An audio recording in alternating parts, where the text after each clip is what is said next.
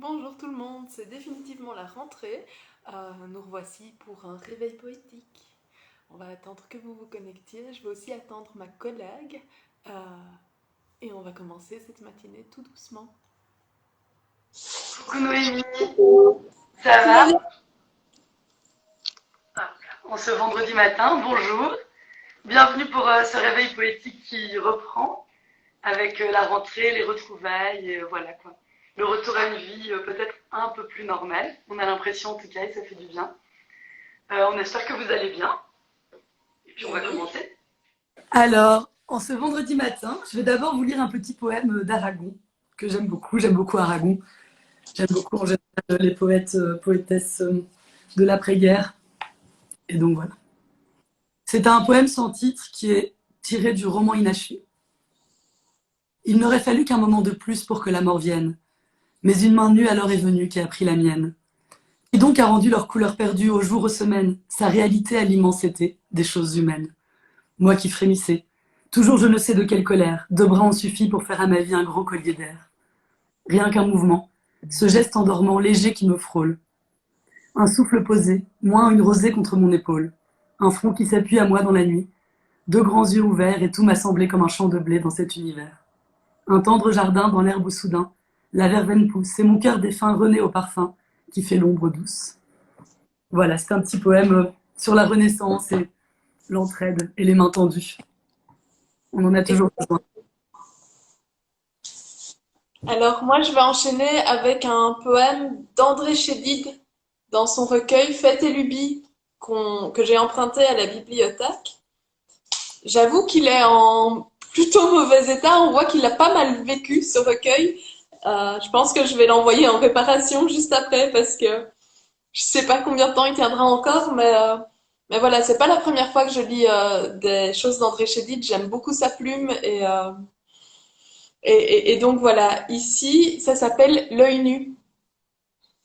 Je te déshabille, dit la petite fille de son œil limpide et roux. Qui que tu sois, dit la petite fille, méconnue ou parvenue, je t'arrache tes brindilles, dans ta coquille je fais des trous. Et te voilà, dit la petite fille, oui, te voilà tout à mon goût, comme un matin qui scintille, plus vrai que vrai, plus nu que nu. C'est tout doux, tout joli. Alors, je vais enchaîner avec un poème de Rupicor. Donc, j'avais déjà beaucoup parlé pendant le confinement de Lait et Miel, qui est son premier recueil de poèmes.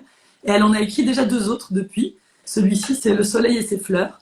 Donc, c'est toujours beaucoup de poèmes avec des petits dessins, etc. Et beaucoup de poèmes de résilience, de renaissance. Et donc là, c'est un poème sur l'amour de soi. D'abord, j'ai attaqué mes mots. Les je ne peux pas, je ne vais pas, je ne suis pas assez bien. Je les ai alignés et abattus. Puis j'ai attaqué les pensées, invisibles et omniprésentes. Pas le temps de les rassembler une par une. Je devais les laver. J'ai tissé un morceau d'étoffe avec mes cheveux, les tremper dans un bol de menthe et d'eau citronnée, les transporter dans ma bouche en grimpant le long de ma natte jusqu'à l'arrière de ma tête. Agenouillé, j'ai commencé à nettoyer mon esprit. Il a fallu 21 jours. Mes genoux étaient couverts de bleu, mais je m'en fichais. On ne m'a pas donné l'air dans mes poumons pour étouffer.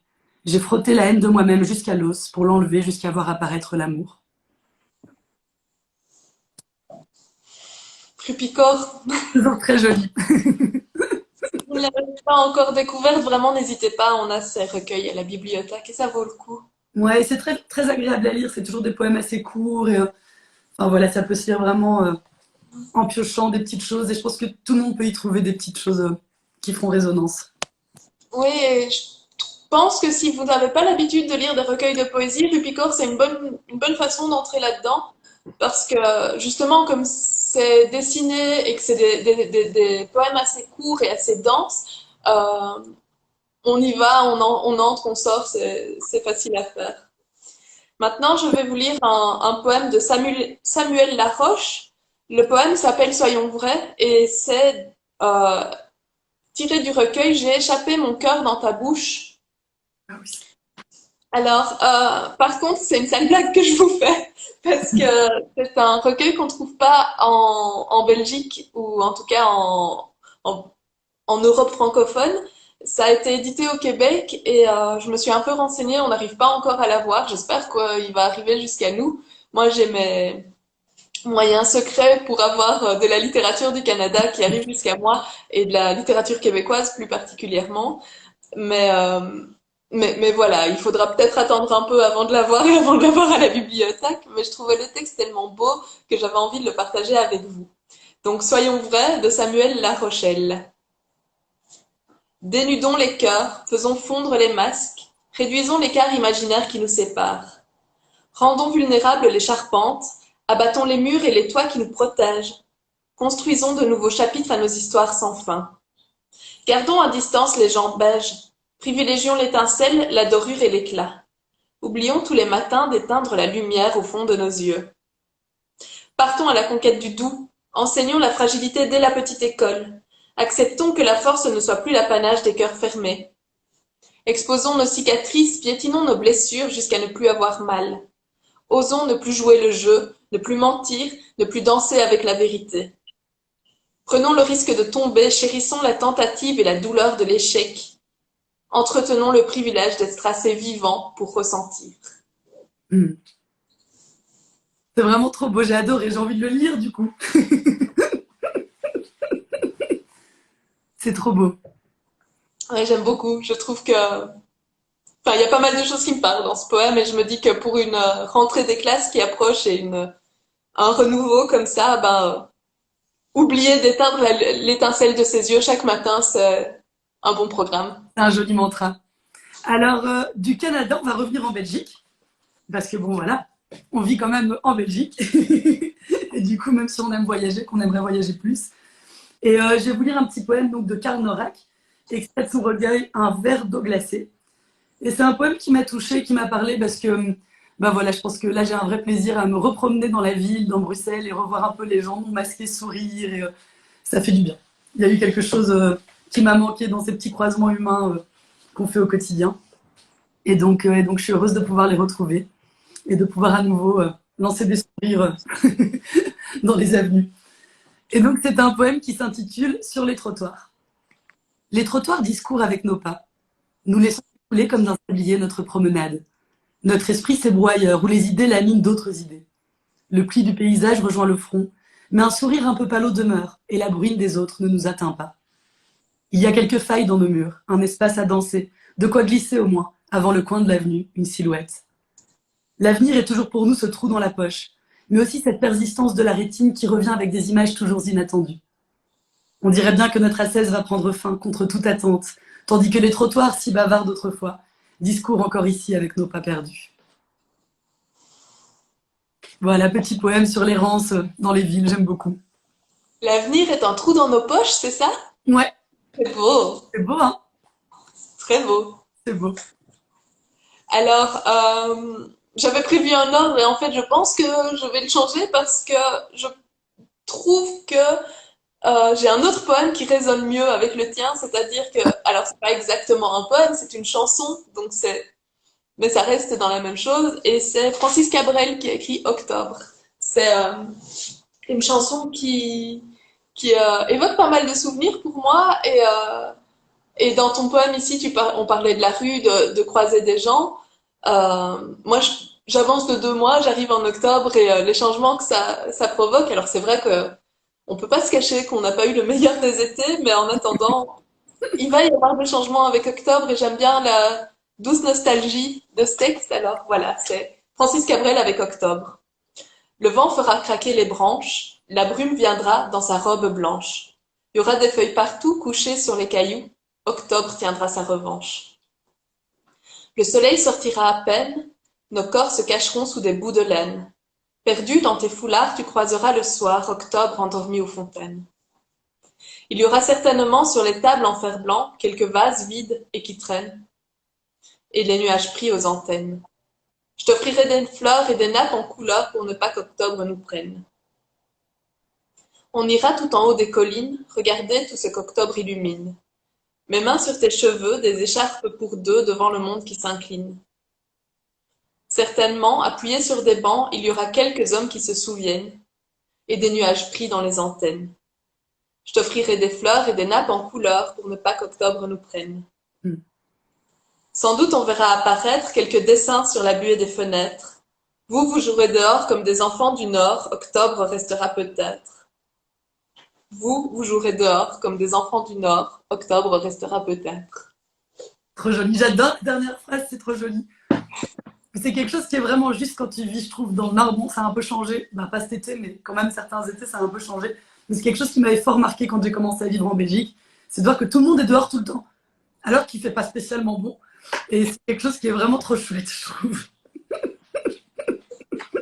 Si on devait attendre qu'il fasse bon, on serait jamais dehors, hein. Ah, et du coup, ça a créé une espèce d'optimisme un peu particulier, de genre, si je vais en terrasse avec mon parapluie. Alors du coup, je vais enchaîner avec un poème de Cécile Coulon. Donc vous savez qu'on a eu un petit coup de cœur pour les poèmes de Cécile Coulon avec ce premier confinement. C'est quelque chose qu'on a beaucoup partagé avec Noémie. Et là, en fait, on vient d'apprendre une belle nouvelle. C'est que Cécile Coulon va venir à Bruxelles, à la librairie à livre ouvert, la semaine prochaine. Non, non, dans 2 semaines. Dans 2 semaines. Et donc, on va aller la rencontrer. Et voilà, donc s'il y a des Bruxellois, Bruxelloises qui aimeraient, je pense qu'il faut juste s'inscrire. Et on va rencontrer Cécile Coulon. Et c'est trop cool. Donc du coup, je vais vous lire le poème de Cécile Coulon, juste à l'endroit où tu poses ta main. Juste à l'endroit où tu poses ta main, quand je suis dans la cuisine. Quand je regarde par la fenêtre le voisin qui déménage ou les veaux qui ruminent. Ou le cygne au bord de la rivière, quand personne ne surveille, il vient manger sous l'arbre les miettes d'un repas que nous ne sommes pas autorisés à lui laisser. Et la révolte, bordel. Donnons du pain au canard, des jetons perdus à la banque d'un casino, où je vais perdre l'argent facilement gagné. Juste à l'endroit où tu poses ta main, si au moins tu l'as posée quand j'attends sur le quai d'une de ces gares sans voyageurs. Il est toujours trop tard quand on est partout chez soi, mais qu'on veut être ailleurs. Juste à l'endroit où tu poses ta main quand je t'attends au bar, que des chiens dégueulasses viennent mordre le cuir de mes baskets. Je suis perché en hauteur et j'essaie de ne pas boire tant que tu n'es pas là. Il faut retenir sa soif et sa chaleur. Juste à l'endroit où tu poses ta main, quand le feu passe au rouge, que je voudrais quand même traverser, et ton bras me retient, il me tire vers l'arrière. Juste à l'endroit où tu poseras ta main le jour où tu t'endormiras dans d'autres draps que les tiens. Il y aura la fenêtre ouverte, peut-être un courant d'air. Cette heure particulière où rien ne bouge, où le monde n'est qu'un long pied froid qui tremble dans sa chaussette. Juste à l'endroit où tu aurais dû poser tes mains 100 fois, avant que ce foutu livre ne m'emmène loin. J'ai fait graver quelque chose de terrible sous la peau, dans la chair, là où les rapaces ne peuvent pas creuser, là où on accepte peu de visiteurs. Ça sort de mon squelette, comme un maigre rameau d'encre, de sang, de silex. Juste à l'endroit où tu poses ta main quand tu cherches un endroit chaud où t'étendre. Les muscles sous la surface font un chemin de fer, que ta main pourrait suivre comme un insecte fuit, la brûlure du soleil en dévalant la pierre, d'une divinité miniature dans un jardin public. Juste à l'endroit où tu poses ta main quand je suis fatiguée, que je ne sais plus tendre les bras à tes bras grands ouverts. Elles accueillent les nids des colombes, elles résistent au froid, elles résistent à la pluie, elles résistent aux passants. Pourtant, parfois, on entend dire que même les statues tombent.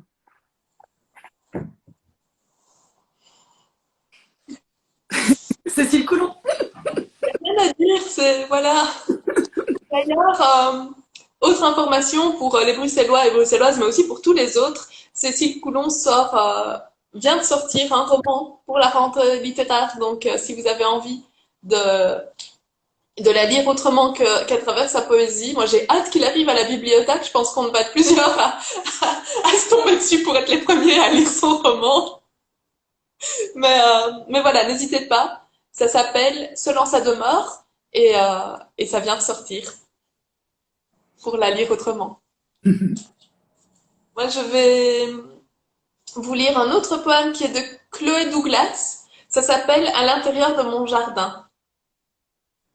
Parmi le vert et la floraison, de toutes les plantes les plus belles je flâne.